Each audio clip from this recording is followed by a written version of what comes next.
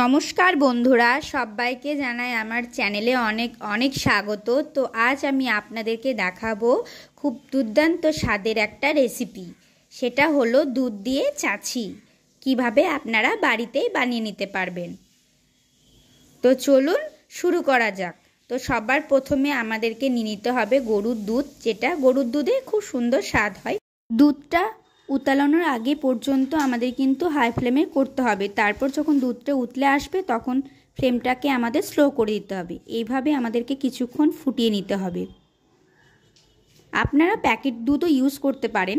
এইভাবে লো ফ্লেমে রেখে দুধটাকে আমাদেরকে খুব ভালো করে ফুটিয়ে নিতে হবে, যতক্ষণ না দুধের মধ্যে একটা মোটা সর বসছে। যখন এভাবে লাল হয়ে সর বসে যাবে তখন ঠিক এই সময়তে আমরা চিনিটা দিয়ে দেব।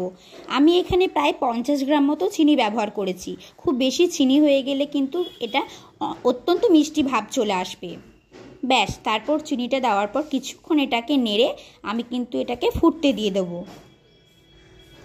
চিনিটার সাথে সরটা যখন মিশে মিশে যাবে এবং অনেকটা ফুটে ফুটে আসবে তখন গ্যাসের ফ্লেমটা অফ করে এটাকে ঠান্ডা করতে দিয়ে দেব। এই চাছি কিন্তু গরুর দুধেই খেতে বেশি ভালো লাগে, প্যাকেট দুধেও ভালো লাগে, আপনারা যেটা চাইবেন। আমার এই রেসিপি যদি ভালো লেগে থাকে অবশ্যই একটা লাইক করে দেবেন। চ্যানেল যদি নতুন হয়ে থাকেন তাহলে সাবস্ক্রাইব করে দেবেন। নমস্কার, সবাই ভালো থাকবেন, সুস্থ থাকবেন।